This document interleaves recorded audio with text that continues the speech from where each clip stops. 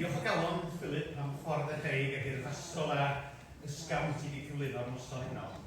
Ac neu lawr yn rhaglan fel gair ddim anerchad y llywyd, dwi'n bethau ei glir na gair sydd wedi dweud am ddim anerchad.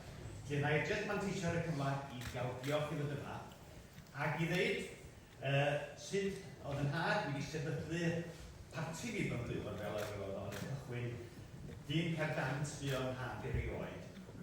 A pan oedd y Steddfod hanner can mlynedd yn ôl yma i Griciaeth i Fro Dwyfor, mi welodd dad i gyfla i sefydlu Parti Cerdant ac i ddysgol oed 16 fod yn Parti Cerdant adeg ynny.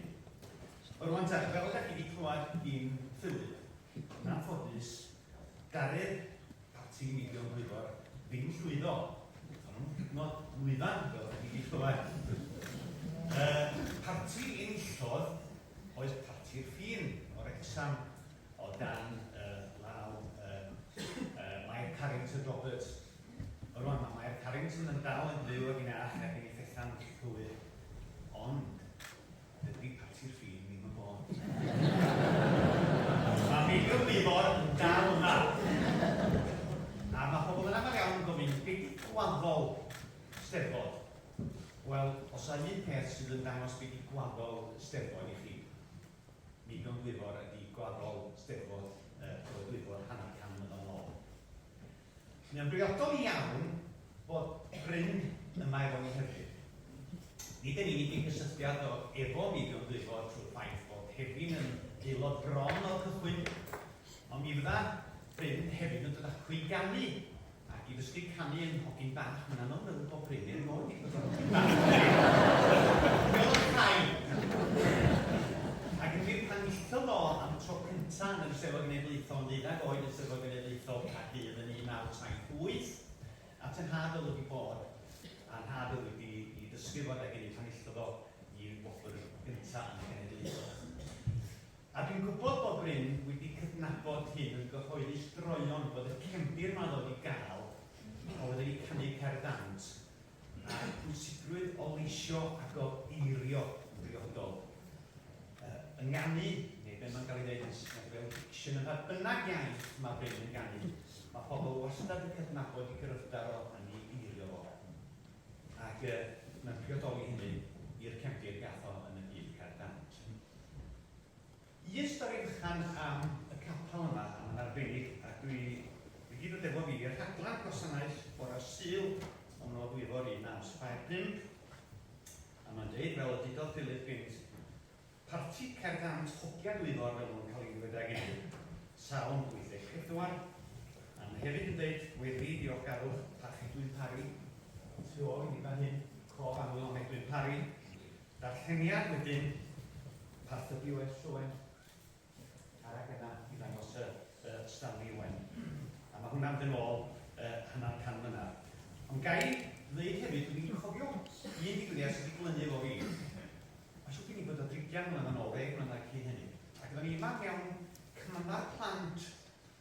A dwi'n gofio peth mor fyw, ydyn ni'n gofio cyn dod yma ym mha set ydyn ni'n ista. Ac digwydd bod, ydyn ni'n yr un set hyn yma fel yna'n digwydd. A mi ydyn ni'n cael yn gofryddio am beth ni wedi gwneud yn sesiwn plant ac yn y blaen. A beth yna, mi ydyn ni wedi cael hanner coron. A mae hyn chi sy'n gwneud hen gofio, mi oedd hanner coron yn darn o fawr crwn arian.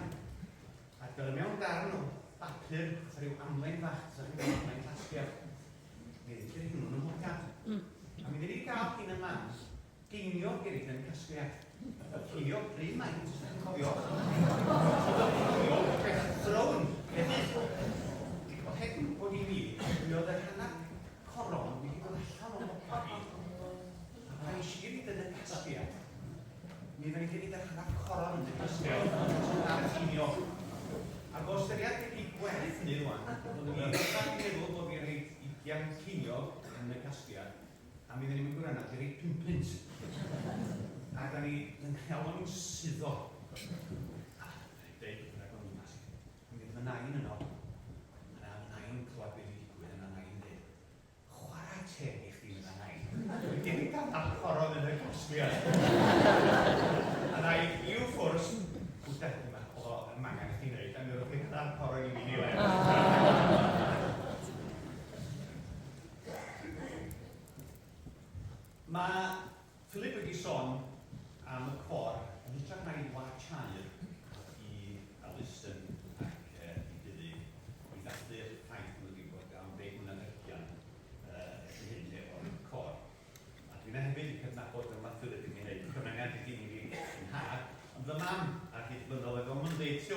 bob un dam y ddynas well.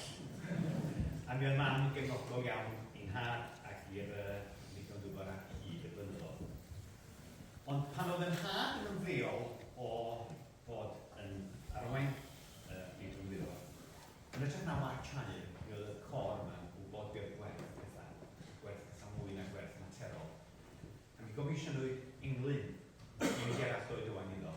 A mae'r llinell englyn, llinell ola yn mynd a hori does i'w cherdd dant.